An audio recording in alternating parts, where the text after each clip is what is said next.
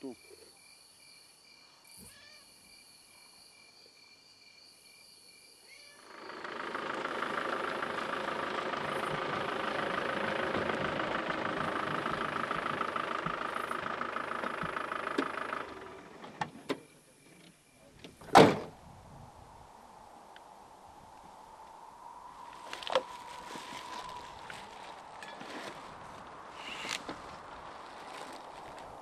Дяко.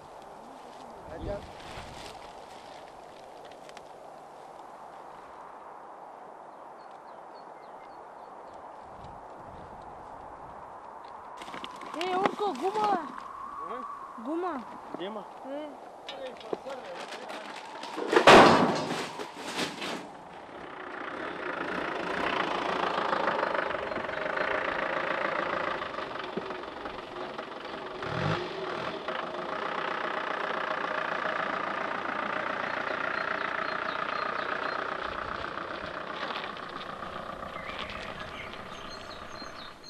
При лагер же да намерим на сметището.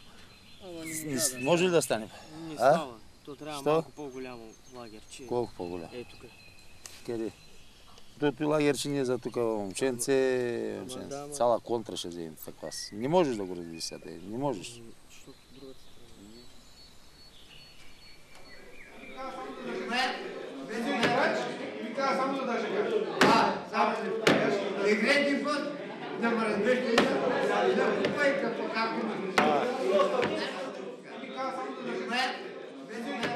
Можем ли да направим тук един така тържествен ритуал и с някаква стъпчица душичка да нямаме парици? Примерно пилешко шишче на 1,20, гарнитурка на 1 левче. За околно евентуално нямам. Искаме колкото се може по-сиромашка да я направим, защото стегнацията е много голяма, а пък децата имат голямо желание да го направят. Ами ще я направим сватбата, оговорих нещата, всичко е оправено, ще няма проблем. Утре...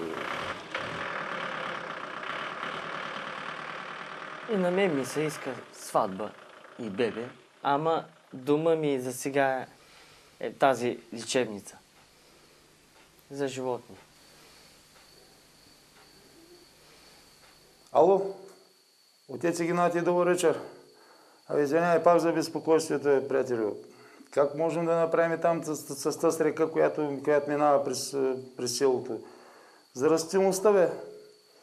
Да можем да я почистим. Нямаме работа и тази вечер замръкнахме гладни. Няма откъде нищичко вече.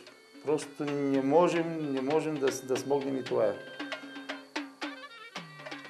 Нищо не може да направите, така е. Къде вече, къде да отида и на кого да се помоля вече за работа?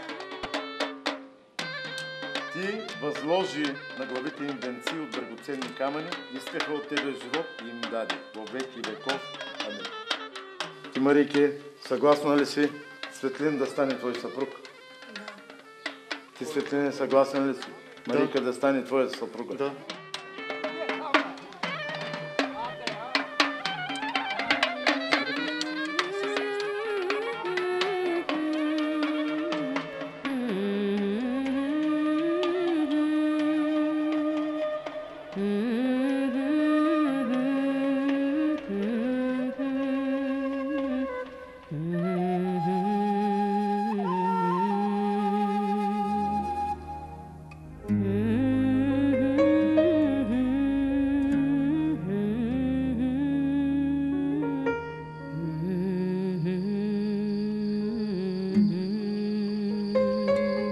Момчета, какво направим? Се окрагахме днеска.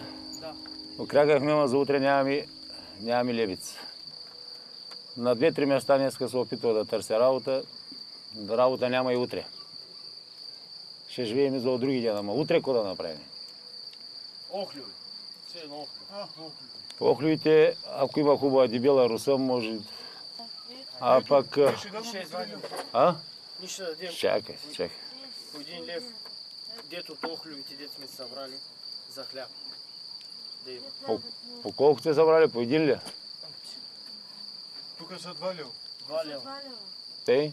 И още? Още 8, нали? Още 6 лева. Сутринта, каквото направим.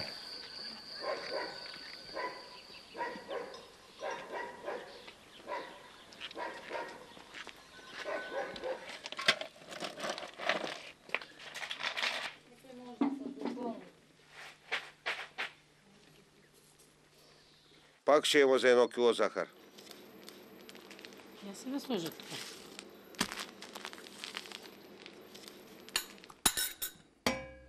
Айде, вот, момчета. Сега, момчета, този човек, този чичко, виждате ли го? Да. Преди много години беше при мене. Ходили по много къщи, на много места е ходил да работи и на много места и сега ми разправя как са го лъгали, как е работил без пари. Много добър специалист, голям заварчик е, паспортчик е. Спокойно може да научи ето и момченци, то му се отдава тази възможност. Можеш спокойно, той е много добър човек. Не пие, само кафенци, цигарки и е много трудолюбив човек. Но аз на него не му обещавам нищо розово при нас.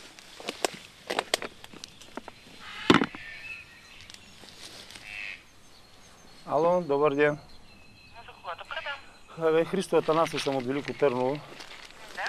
Да. Тук с нашия проблем с тези децата, къде сираците, къде сме. Моля да ми оставите вашия телефон, за да мога да предам на господин Стойнев и съответно, ако има възможност, някакъв начин да действа. Ще ви бъда безкрайно благодарен, ако мога да запишете 0887 25 20 26. Да. Много ви благодаря за обаждането